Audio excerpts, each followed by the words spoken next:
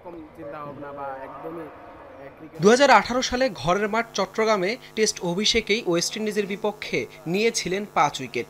এরপর প্রায় 7 বছরে নাঈম হাসান খেলার সুযোগ পেয়েছেন মাত্র 12 টেস্টে।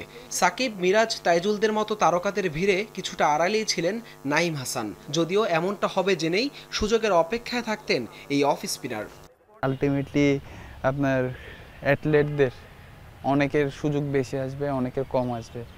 ও আমার মেন্টালিটি ওইরকম করে রেডি হচ্ছে হলো আমার যখনই সুযোগ আসবে তখনই কাজে লাগাইতে হবে। হয়তো আমি অন্যদের মতন বেশি সুযোগ পাবো না। তাইজুল ভাই, মিরাজ ভাইরা আছে, ওদের উপর যেরকম বিশ্বাস, ধরেন আমি যদি আল্লাহর রহমতে রেগুলার মানে যখনই সুযোগ পাবো তখনই যদি আমি আমার 100% দিয়ে টিমকে কন্ট্রিবিউট করতে পারি, ম্যাচ জিতাইতে পারি, তখন অবশ্যই ইনশাল্লাহ আমার উপর বিশ্বাস আসবে।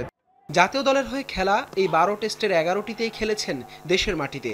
ভারতের বিপক্ষে ইডেন গার্ডেন্সে এক টেস্টে সুযোগ পেলেও মাথায় আঘাত পাওয়ায় হয়নি বোলিংয়ের সুযোগ। সেই আক্ষেপ যেমন আছে, তেমনি আছে স্বপ্নটাও। ক্যারিয়ার শেষে নামের পাশে দেখতে চান 350 উইকেট। আমার একটা লক্ষ্য আছে ওয়ার্ল্ড ক্লাস স্পিনার হওয়া।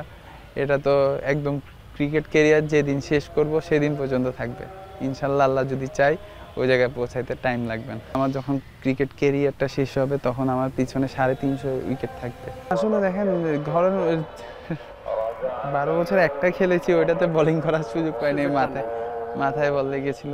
ইনশাল্লাহ সামনে খেলবো। অধিনায়ক নাজমুল শান্ত থেকে দলের সিনিয়র মিরাজ, তাইজুল সহ কিংবদন্তি পাকিস্তানি কোচ মুশতাক আহমেদ থেকেও উৎসাহ পান নাঈম। যে কোনো ফরম্যাটেই সুযোগ পেলে সর্বোচ্চটা উজাড় করে দেওয়ার প্রত্যয় 25 বছর বয়সী এই অফ স্পিনারের।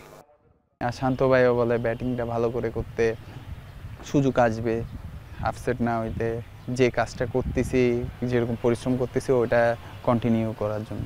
মুশতাক আহমেদ থেকে হ্যাঁ পেয়েছি, আপনার পাকিস্তানে অনেক কথা হয়েছে। উনি আমাকে একটা কথা বলেছিল, মানে ধৈর্য ধরতে, সুযোগ আসবে, খুব ভালো শেপে আছি, ওটা যখন সুযোগ আসবে তখন যাতে কাজে লাগাইতে পারি। সংক্ষিপ্ত ক্যারিয়ারে নিয়েছেন 39 উইকেট, 3বার শিকার করেছেন 5 উইকেট। সাকিব না থাকায় তাইজুল, মিরাজদের সাথে এখন তৃতীয় স্পিনার হিসেবে সম্ভাবনার দুয়ার আরও বেশি উন্মুক্ত হবে নাঈম হাসানের জন্য। হলফ করেই তা বলা যায়। এটাই কথা যে বাইরে যারা থাকে। হাসান আল মারুফ, যমুনা স্পোর্টস, ঢাকা।